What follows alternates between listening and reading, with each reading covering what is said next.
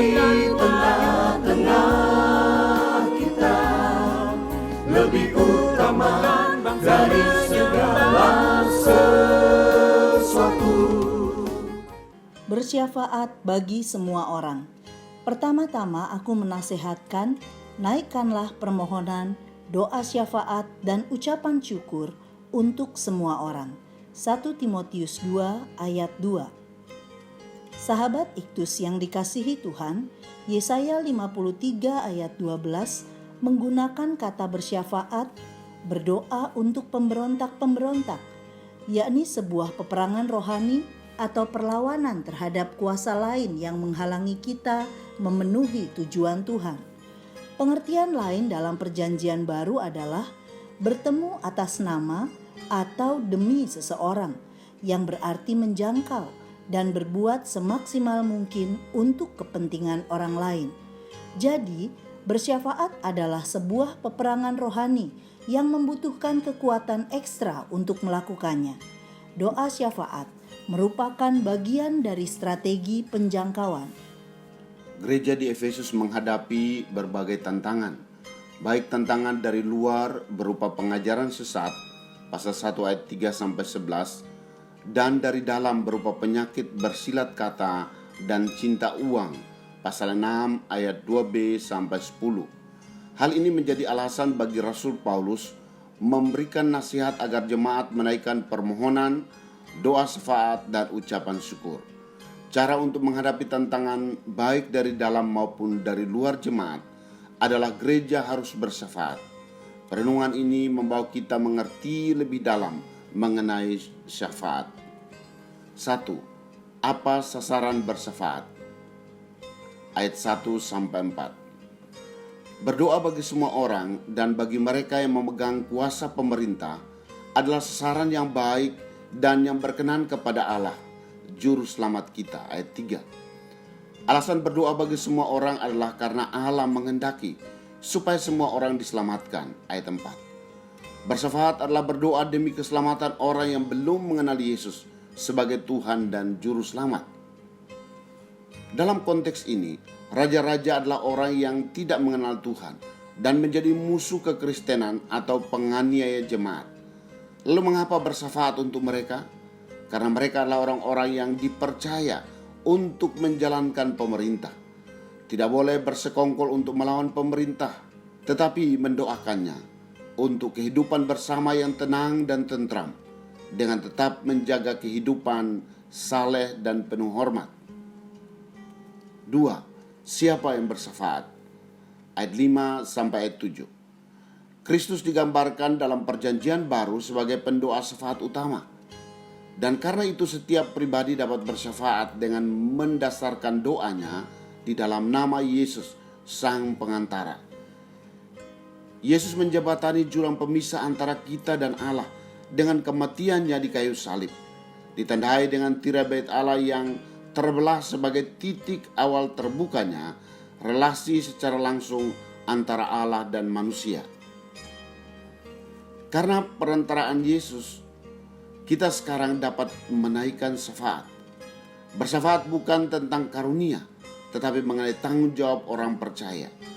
Semua orang yang telah menerima anugerah keselamatan dipanggil untuk menjadi pendoa syafaat. Dengan alasan bahwa kita dapat mempercayai Yesus sebagai Tuhan dan Juru Selamat, karena ada orang yang telah terlebih dahulu berseru kepada Tuhan memohon untuk keselamatan kita. 3. Bagaimana cara untuk bersyafaat? Ayat 8. Cara bersyafaat adalah pertama, dapat dilakukan di mana saja. Istilah di mana-mana berarti bersyafaat tidak hanya terbatas pada satu tempat saja, tetapi di mana saja.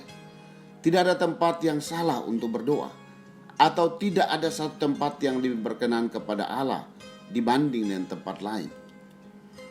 Kedua, dilakukan dengan tangan yang suci.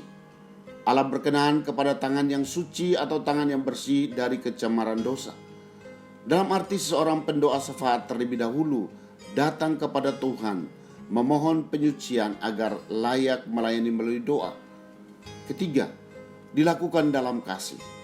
Bersyafaat adalah bukti kasih kita kepada sesama. dengan berdoa tanpa marah dan tanpa perselisihan.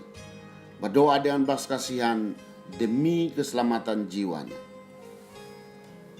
Sahabat Iktus, syafaat bukan berdoa untuk kepentingan sendiri, tetapi untuk orang lain, untuk semua orang. Syafaat yang tidak dikaitkan dengan penyelamatan jiwa-jiwa bagaikan anak panah yang dilepaskan tanpa sasaran.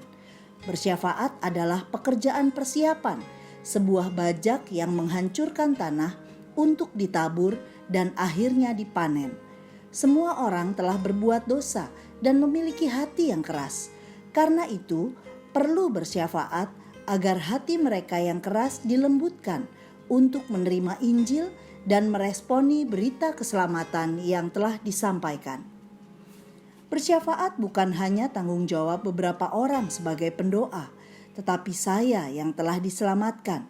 Saya akan terus bersyafaat untuk sahabat saya, saudara saya, rekan kerja saya, bahkan semua orang dari segala suku bangsa agar terbuka terhadap Injil. Saya pun tetap berdoa untuk bangsa Indonesia, khususnya untuk aparat pemerintah, presiden, wakil presiden, dan para menteri agar diberi hikmat menjalani pemerintahan Indonesia dengan bijaksana hingga tercapai masyarakat Indonesia yang sejahtera. Sahabat Iktus yang dikasihi Tuhan, dengan alasan apa saya menaikkan doa syafaat saya? Apa yang menjadi sasaran saya dalam bersyafaat? Bagaimana agar syafaat saya berkenan kepada Allah? Ya Tuhan Yesus, saya telah diselamatkan. Karena itu saya akan terus bersyafaat untuk semua orang agar menerima keselamatan di dalam-Mu Yesus, sebagaimana Engkau kehendaki. Biarlah saya bersyafaat dengan menjaga kekudusan hidup dan tinggal di dalam kasih, sehingga syafaat ini berkenan kepadamu ya Tuhan. Kerinduan saya adalah menyaksikan hujan pertobatan terjadi di negeri ini, bahkan dunia ini. Hati keras menjadi lembut karena gereja Tuhan bersyafaat dengan kesungguhan hati. Amin. Penginjilan tanpa bersyafaat seperti motor tanpa mesin. Bersyafaat tanpa tujuan penginjilan seperti bermain sepak bola tanpa gawang. Kristus ada di tengah-tengah kita, lebih utama dari segala sesuatu. Kristuslah yang harus ku beritakan hingga datang